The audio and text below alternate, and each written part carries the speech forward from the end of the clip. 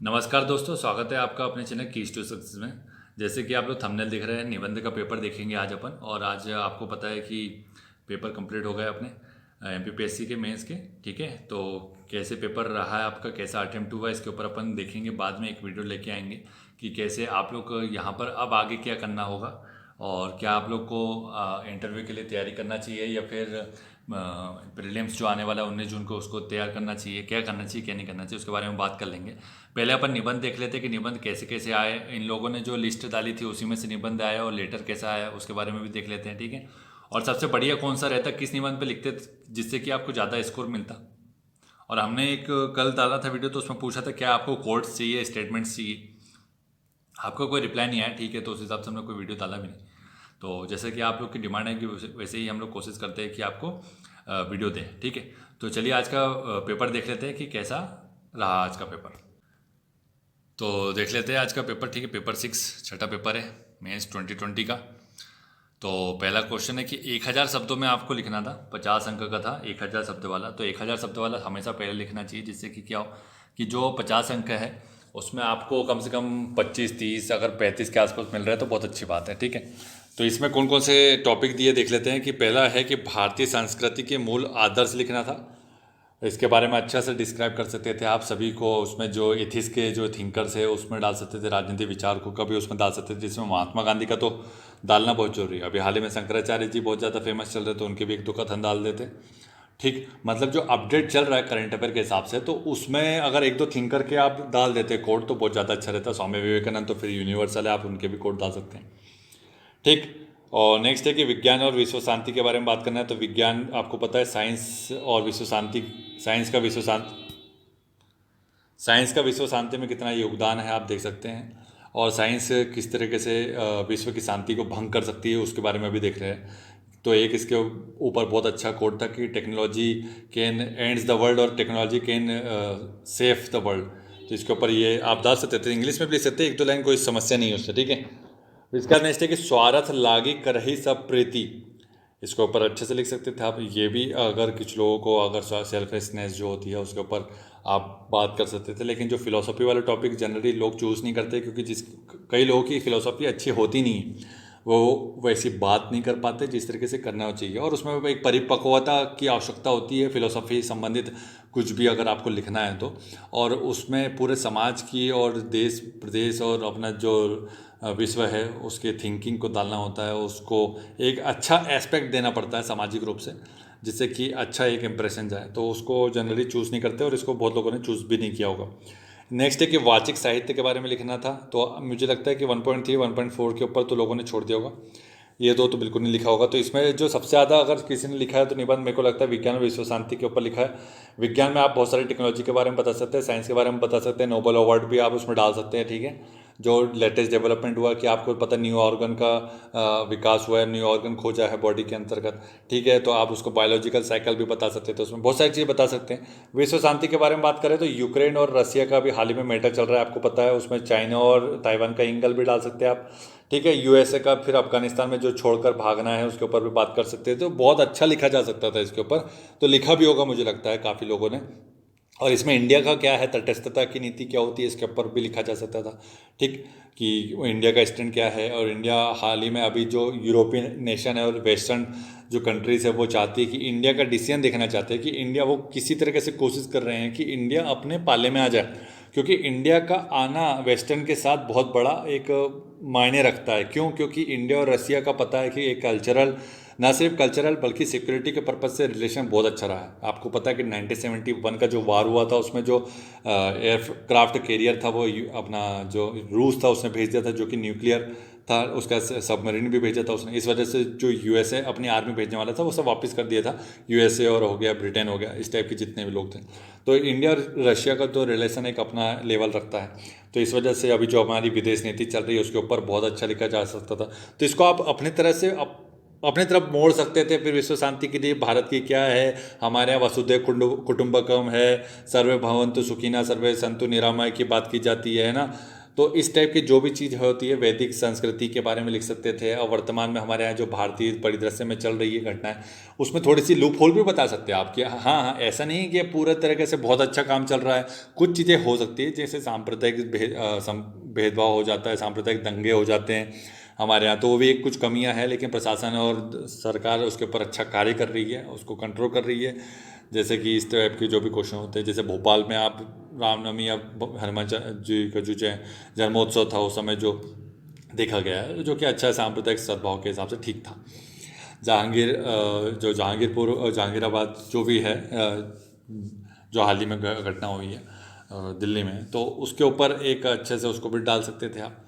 उसमें एक सरकार का फेलियर बताने की आवश्यकता नहीं है, बस ये बता सकते हैं कि आप विश्व शांति में किस प्रकार की अड़चनें होती है और किस प्रकार के प्रयास सरकार के द्वारा किए जाते हैं, और एक जनता और एक अच्छा नागरिक होने के नाते हम क्या कर सकते हैं, प्रशासनिक लेवल पे आप क्या कार्य किए जा सकते हैं, सोशल मीडिया का क्या यूज़ है, सोशल मीडिया के क्या डिसएडवांटेजेस है, धारा 144 क्या है, उसमें आप डीएम के अधिकार भी डाल सकते हैं। बहुत सारा खींचने को बहुत अच्छा खींचा जा सकता था, बहुत अच्छा लिखा जा सकता था, साइंस के बारे में भी आप अच्छा बता सकते हैं। तो इसमें बात की जाएगी तो ऐसा नहीं कि विश्व शांति को ही अपन ने 70% खींच दिया और बाकी आपने इसको 30% लिखा, तो ऐसा नहीं करना है।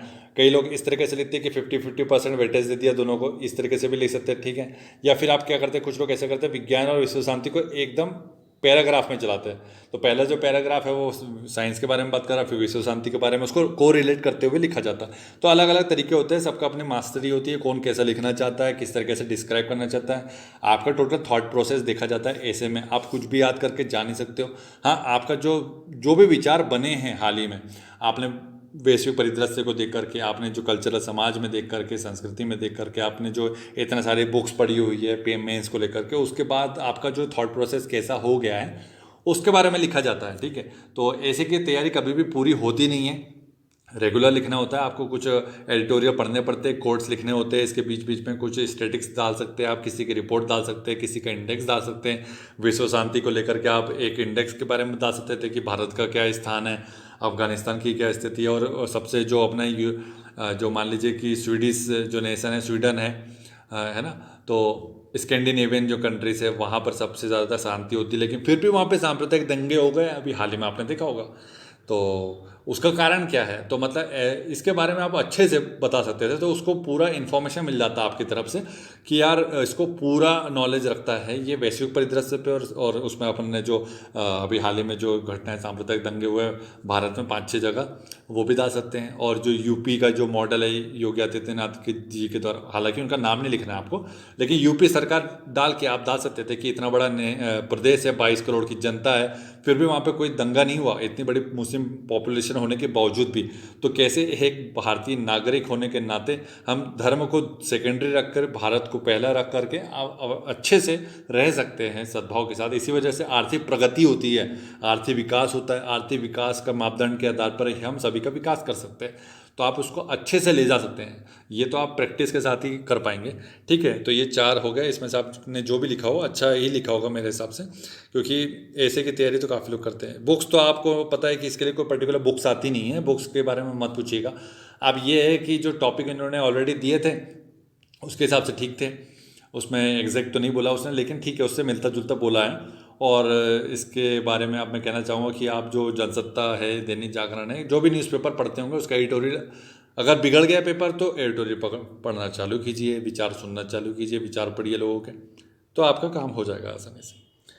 500 शब्दों में निबंध को देख लेते हैं कि 25 अंकों के जो निबंध है उसमें क्या क्या लिखा होगा किसने, और देख लेते हैं कि क्या क्या पूछा गया। पहले तो OTT प्लेटफॉर्म की बात कर रहे हैं, over the top full form आपको बताना पड़ेगा यहाँ पे। विनिमय बनाम अभिव्यक्ति की स्वतंत्रता, बहुत सॉलिड लिखा जा सकता था इसके ऊपर, वेब सीरीज़ का नाम डालते हुए उसमें किस प्रकार की अश्लीलताएं चल रही है, जो कि मानसिक रूप से बच्चों के ऊपर दिक्कत होती है, उससे एकदम समाज में जो अत्याचार और ये जो अपराध बढ़ रहे हैं उसका कई बहुत बड़ा कारण एक वेब सीरीज़ है, आपको पता होगा और आप लोग जानते भी होंगे, देखे भी होंगे।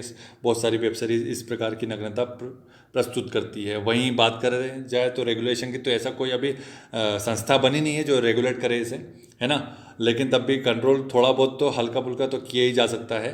और मेरे हिसाब से आपको भारतीय संस्कृति की बात की जाए तो इस प्रकार की चीज़ें नहीं होनी चाहिए, परोसनी चाहिए, जिससे कि समाज में गंदगी फैले, अपराध बढ़े। तो इसके ऊपर अच्छा से लिखा जा सकता है।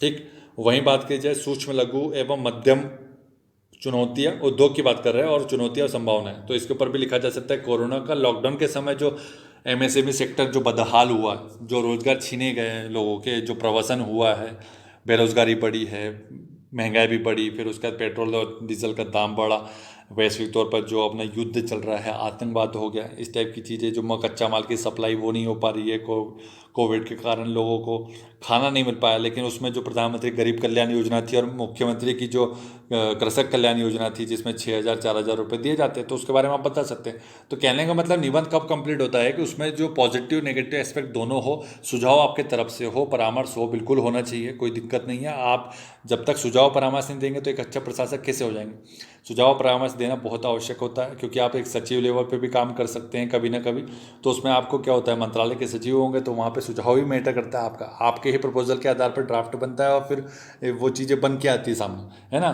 तो कोई भी प्लान बनता है।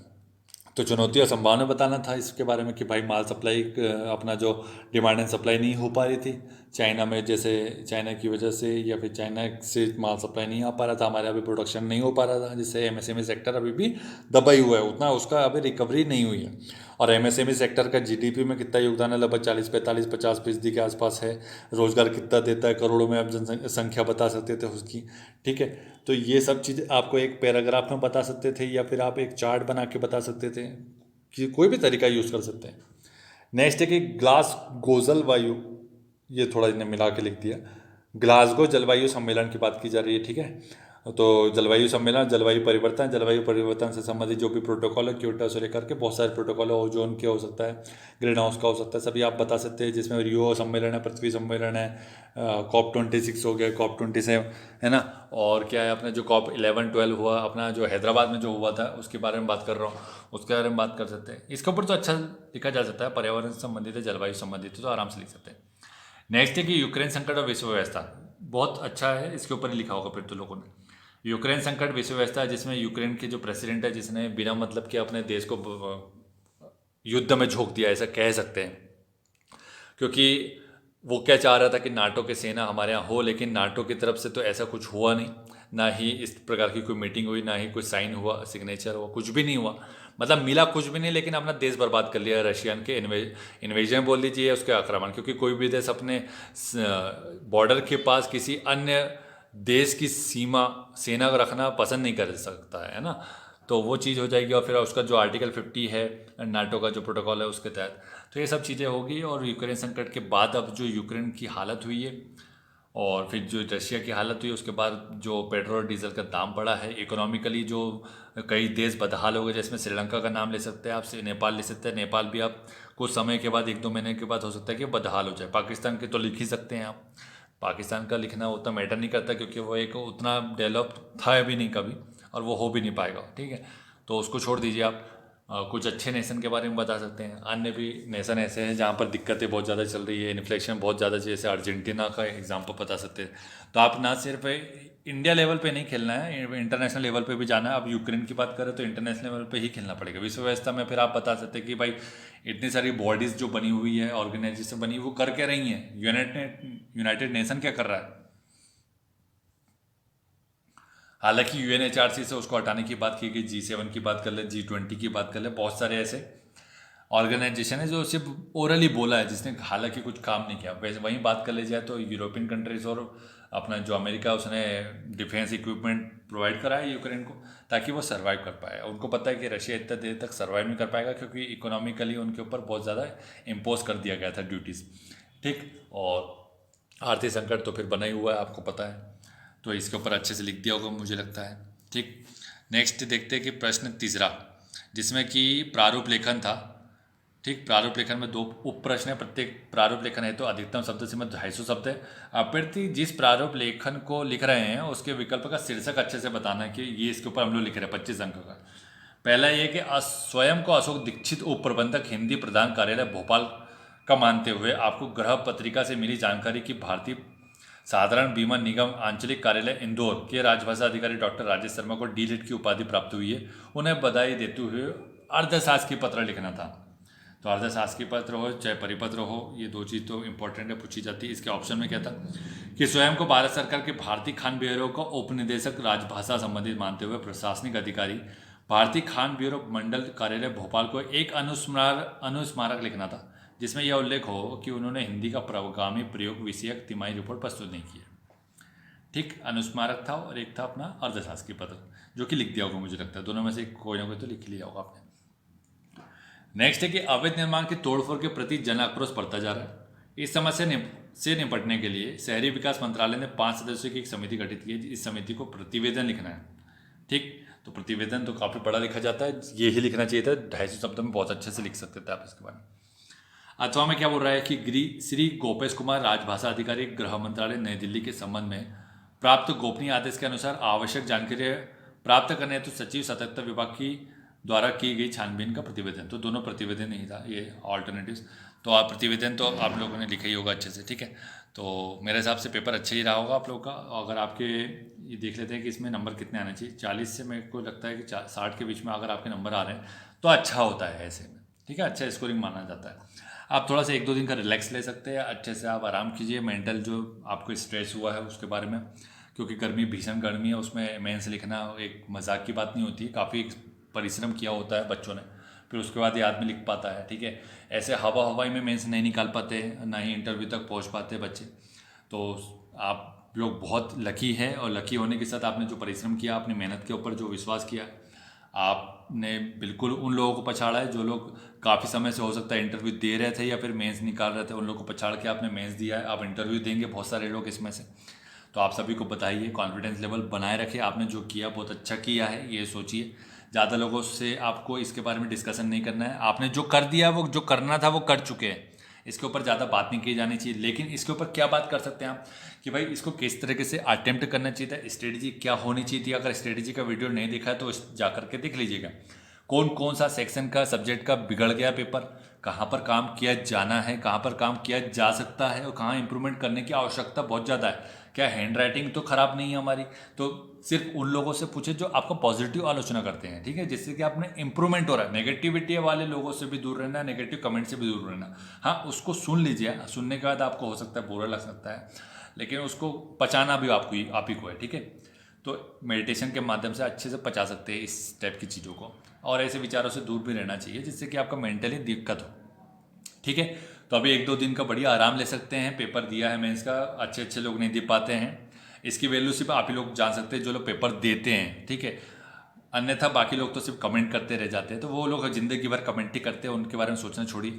इंटरव्यू के लिए तैयारी अभी तो पहले आप 19 जून के ऊपर फोकस कीजिए कि 19 जून है, उसके ऊपर फोकस करना है। और कई लोग का फॉरेस्ट का मेंस है तो उसके ऊपर भी फोकस करना है। मेंस वाले अगस्त में आपका पेपर है, तो फिर जो फॉरेस्ट का जो मेंस दे रहे हैं और जो प्रीलिम्स भी देना है आपको, तो दोनों को सामंजस्य बिठाना बहुत ज़्यादा कठिन हो जाता है, क्योंकि फॉरेस्ट आपको पता है कि 4 यूनिट एकदम न्यू है। तो इसमें फॉरेस्ट में आपकी क्या स्ट्रेटजी होगी उसके ऊपर अभी तक हालांकि हमने कोई वीडियो नहीं डाला है फॉरेस्ट के मेंस के ऊपर, स्ट्रेटजी के ऊपर, लेकिन कोशिश करेंगे टाइम निकाल के उसके ऊपर भी एक वीडियो डाल दें। किस तरीके से आपको 450 में से कैसे स्कोर कर सकते हैं कि 450 में से जो अपने 70% भी अगर अपन टारगेट करते हैं तो 70% के हिसाब से आपको 300 से 350 के बीच में नंबर लाने हैं। इतने नंबर आ जाते तो एक तरफा काम हो जाएगा। 50 नंबर का इंटरव्यू, इसमें अगर 25 नंबर भी ला लेते तो कोई दिक्कत नहीं हो जाएगी इससे, क्योंकि आपको पता है कि नेगेटिव मार्किंग है, ठीक है। नेगेटिव मार्किंग में कई लोग दिक्कत हो जाएगी, कई लोग जाएंगे इससे, हवाबाजी में जो लोग रहेंगे वो निपट जाएंगे, ठीक। तो फॉरेस्ट मेंस के ऊपर भी हम लोग कोशिश करेंगे। वहीं बात की जाए 19 जून के लिए, तो 19 जून की स्ट्रेटजी के ऊपर अभी हाल ही की हमने इसके ऊपर भी कोई वीडियो नहीं डाला है, लेकिन प्रीलिम्स की क्या स्ट्रेटजी होती है, कैसे फॉलो किया जाना चाहिए, कौन सी बुक्स देखनी चाहिए, किस तरीके से आपको टेस्ट सीरीज ज्वाइन करनी चाहिए या नहीं करनी चाहिए, टेस्ट कहाँ से देना चाहिए, इसके ऊपर ऑलरेडी वीडियो डाला जा चुका है, आप जाकर के देख सकते हैं। और 19 जून वालों के लिए ऑल द बेस्ट, और फॉरेस्ट मेंस वालों के लिए भी ऑल द बेस्ट। अच्छे से पेपर दीजिए, अच्छे से पढ़ाई कीजिए, ठीक है। गर्मी बहुत ज़्यादा है, हेल्थ की एक्टिविटी करनी है, बीमार नहीं होना चाहिए किसी भी वजह से भी। आप लोग सब स्वस्थ रहे, ये मेरी कामना है। अच्छे से ज़्यादा पानी पीजिए, जूस पीजिए, नींबू पानी नहीं पी पा रहे कोई बात नहीं, मौसम्बी ले सकते हैं। मौसम्बी 60-70 रुपये किलो चल रही है, अच्छी चीज़ है। खासकर गर्ल्स को तो मौसम्बी का जूस पीना चाहिए। ऐसा नहीं है कि बॉयज़ को नहीं पीना चाहिए, बॉयज़ को बिल्कुल पीना चाहिए। तरबूज ला लीजिए, तरबूज खाइए आराम से, हर 1-2 दिन में तरबूज खा लीजिए, केला खा लीजिए, जूस पीजिए। गन्ने का जूस पी सकते हैं, सस्ता अगर सुंदर टिकाऊ आप लोग के पास पैसे नहीं है, 10 रुपये का जूस मिलता है गन्ने का जूस, लेकिन काम बहुत अच्छा करता है, ब्लड साफ करता है एकदम, बॉडी में ब्लड सर्कुलेशन अच्छा चलता है। आप कोई एक्टिविटी कीजिए, मान लीजिए आप कहीं इधर उधर घूम रहे हैं थोड़ा सा 500 मीटर 1 किलोमीटर घूम लीजिए, उसके बाद आइए आराम से बैठिए थोड़ी देर, फिर आप सादा एक बढ़िया गन्ने का जूस पीजिए, सस्ता सुंदर टिकाऊ काम, जिससे आप स्वस्थ रहें। तो आपको स्वस्थ रहना बहुत ज़रूरी है, ठीक है। आप स्वस्थ हैं तो आपके आसपास के माहौल स्वस्थ होगा, आपके माता पिता को किसी प्रकार की टेंशन नहीं होगी। अच्छा खाना खाइए, फालतू की चीज़ मत खाइए, फास्ट फूड को अवॉइड करना है। बहुत ज़्यादा इच्छा होती है, बहुत ज़्यादा क्रेविंग होती है, तो आप एक सप्ताह में 1-2 बार ठीक है कर सकते हैं, कोई प्रॉब्लम नहीं है उससे, लेकिन अपने आप को स्वस्थ रखना बहुत ज़रूरी है, ठीक है। Thank you so much for watching, और नेक्स्ट टाइम अपन कुछ अच्छा देखते हैं।